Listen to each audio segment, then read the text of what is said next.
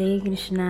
রাধে রাধে বন্ধুরা, আমাদের বৃন্দাবন বেঙ্গলি ব্লকে আমি শুক্লা আপনাদের সকলকে জানাই সুস্বাগতম। আপনারা সকলেই কেমন আছেন? আশা করি রাধা মাধবের কৃপায় সকলেই ভালো আছেন। তো এখন বন্ধুরা ঠান্ডা গরম ওয়েদার, সেজন্য আমার একটু জ্বর, শরীরটা অসুস্থ, তো ধীরে ধীরে ঠিক হয়ে যাবে। এই সময় এখানে মাঝে মাঝে বৃষ্টি হচ্ছে, কখনো গরম কখনো ঠান্ডা।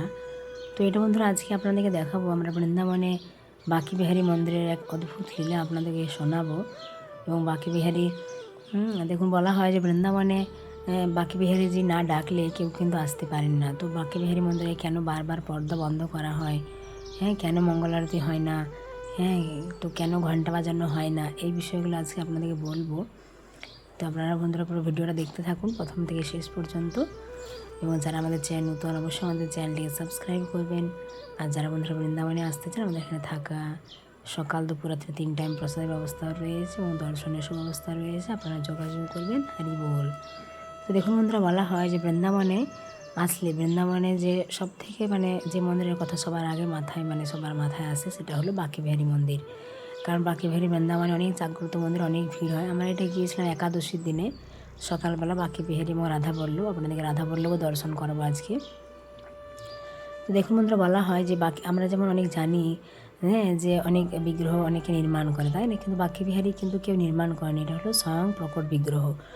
তো সন্ত হরিদাস আজ থেকে প্রায় 500 বছর আগে তিনি নিধুবনে সাধন ভজন করতেন। তো ওনার ভজনা এত সুন্দর ছিল, এত সুন্দর ভজন করতেন যে মুনি ঋষি দেবতা এবং স্বয়ং রাধাকৃষ্ণও সে ভজন শুনতে আসতেন। তো ওনার শিষ্যরা একদিন বললেন যে গুরুদেব, আপনি যাদের দর্শন করেন, তো আমরা কি তাদের দর্শন করতে পারি না? তো একদিন উনি এমন গভীর ভজন শুরু করলেন, তো সেদিন এক আলোকময় জ্যোতি প্রকাশিত হয়েছিল। তো সেখান থেকে রাধা এবং শ্রীকৃষ্ণ দুজনে মিলিত রূপে বাঁকে বিহারী রূপে প্রকট হয়েছিলেন। তো বলা হয় বাঁকে বিহারী কেন বলা হয় না, বাঁকে অর্থাৎ বাঁকা 3 জায়গায় বাঁকা রয়েছে এখানে, ভগবানের মাথার কাছে, কোমর এবং চরণের কাছে 3 জায়গায় বাঁকা। আর বিহারী কথার অর্থ হলো যিনি বিলাস করেন, লীলা বিলাস করেন। তো বাঁকে বিহারীর এমন রূপ বন্ধুরা।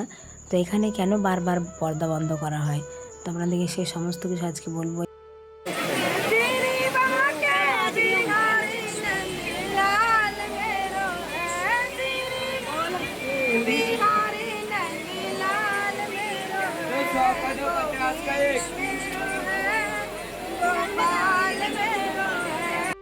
তো এই মন্দির বন্ধুরা এত ভিড়, অনেকে যারা এসেছেন বৃন্দাবনে তারা জানেন যে বৃন্দাবনে অনেক বন্ধুরা এসেও বাঁকি বিহারী দর্শন করতে পারেন। অনেকে বলে মাতাজি অনেক ভিড়, আমরা যাব না। তো দেখুন, বলা হয় যে বাঁকি বিহারী এবং রাধারানীর কৃপা না করলে বৃন্দাবনে আসাই যায় না। তো দেখুন বন্ধুরা, আমরা এই 5 থেকে 10 মিনিটের রাস্তাটা গিয়েছিলাম, প্রায় 1.5 ঘন্টা সময় লেগেছিলাম। আমরা সেদিন 9টায় আমরা লাইন দিতে শুরু করেছিলাম এবং দর্শন হয়েছিল আমাদের 10:30টা। এত ভিড়, আপনারা দেখতেই পাচ্ছেন যে রেলিংটা দেখতে পাচ্ছেন দূরে।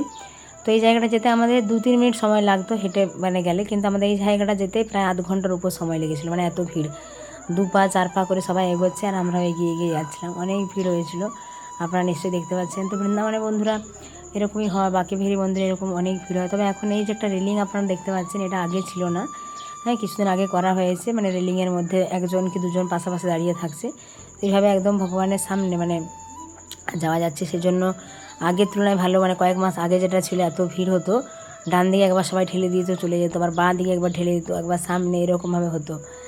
কিন্তু এখন এই রেলিংটা করাতে একটু সুবিধা হয়েছে, ভালো করে দর্শনও হচ্ছে। আর একাদশীর দিন কত সুন্দর সিঙ্গার হয়েছিল, ফুল বাংলা দেখুন, অপূর্ব দিব্য সিঙ্গার, তাই না? তো বাঁকি বিহারীর অপূর্ব দিব্য রূপ মাধুরী আপনারা দর্শন করুন, কত সুন্দর। এবং লক্ষ লক্ষ বন্ধুরা ছুটে আসে, কেননা বলা হয় বাঁকি বিহারী এতই অন্তর্যামী, তিনি এতই কৃপাময় যে ভক্তের সকল মনের ইচ্ছা পূরণ করেন। ভক্তরা এবং ভগবান তো অন্তর্যামী, ভগবান সব জানতে পারেন, তাই না? তো বলা হয় বৃন্দাবনে এই বাঁকি বিহারী মন্দিরে আসলে ভক্তদের মনে যে সমস্ত ইচ্ছা, যত ভক্তদের মনস্কামনা সব কিন্তু পূরণ করেন বাঁকি বিহারী। তো আপনারা অবশ্যই বৃন্দাবনে আসলে বাঁকি বিহারী অবশ্যই একবার দর্শন করবেন বন্ধুরা। আর দেখুন, এখানে মন্দিরে পর্দা কেন বারবার বন্ধ করা হয়, বলা হয় একবার এক ভক্ত তিনি এসেছিলেন এবং বাঁকি বিহারীর দিকে অনেক মুগ্ধ দৃষ্টিতে তাকিয়েছিলেন, এবং বাঁকি বিহারী তার প্রেমে মুগ্ধ হয়ে তার ওনাদের সাথেই চলে যাচ্ছিলেন। তখন মন্দিরের পূজারীরা দেখলেন যে মন্দিরে বিগ্রহ নেই, তখন ওনারা তারপর থেকেই কিন্তু বন্ধুরা এরকম এই নিয়মটা চালু হয়েছে, অর্থাৎ এই পর্দা দেওয়া হয়, এই কিছুক্ষণ পরে পরে পর্দা দেওয়া হয়।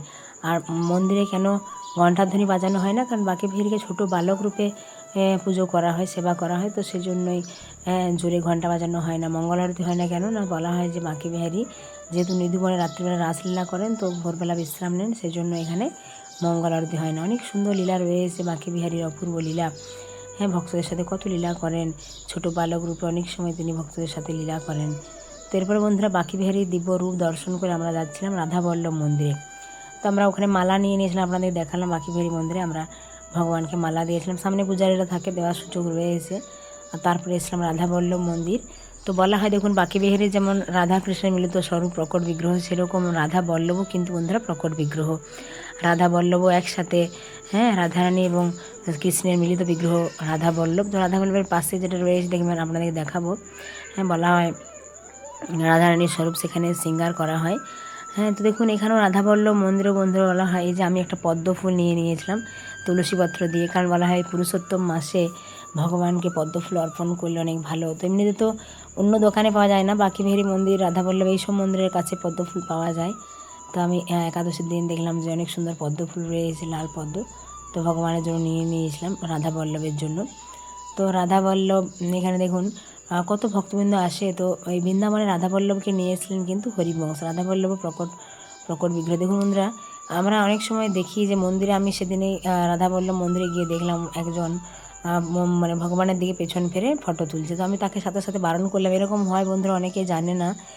ভগবানের দিকে পেছন ফিরে সেলফি নেয়, ফটো নেয়। আপনারা এইরকম ভগবানের এরকম ফটো ভিডিও তুলবেন, কিন্তু ভগবানের দিকে পেছন ফিরে কখনোই ফটো তুলবেন না। দেখুন কত সুন্দর দিব্য সিঙ্গার হয়েছিল রাধাবল্লভের, তাই না?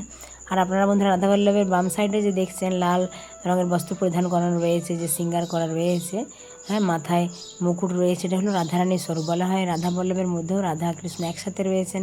তো সেজন্য এখানে রাধারানীর স্বরূপ হিসেবে যে আপনারা দেখছেন ডান সাইডে লাল রঙের বস্ত্র পরিধান করানো রয়েছে, এটা হলো রাধারানীর স্বরূপ। আর রাধাবল্লভও কিন্তু বন্ধুরা প্রকট বিগ্রহ। এখানেও মানে রাধাবল্লভ দর্শন বলা হয় অনেক দুর্লভ, অনেকেও এখানেও দর্শন পায় না। এখানেও মাঝে মাঝে পর্দা দেওয়া হয়। তো অনেক সময় মন্দিরে কী হয়, মানে অনেকে যায় হয়তো মন্দির বন্ধ, একটা টাইম থাকে, তাই না? তো দেখুন ভগবান যাকে কৃপা করে তাকে দর্শন দেন। আর এখানে যে বাঁ দিকে বন্ধুরা আপনাদের দেখালাম, এটা হলো গোবর্ধন, গিরিরাজ গোবর্ধন শিলা। তো এটা অনেকে পরিক্রমা করে, গোবর্ধন পরিক্রমা এখানে 4 বার। তো বৃন্দাবনে বন্ধুরা এরকম অনেক মন্দির রয়েছে, অনেক দিব্য সুন্দর, অনেক মানে লীলা কাহিনী ভগবানের সুন্দর সুন্দর। তো আপনারা যখন আসবেন এই সমস্ত মন্দিরগুলো অবশ্যই দর্শন করবেন। আর যারা বন্ধুরা আমাদের চ্যানেল নতুন, অবশ্যই আমাদের চ্যানেলটিকে সাবস্ক্রাইব করবেন।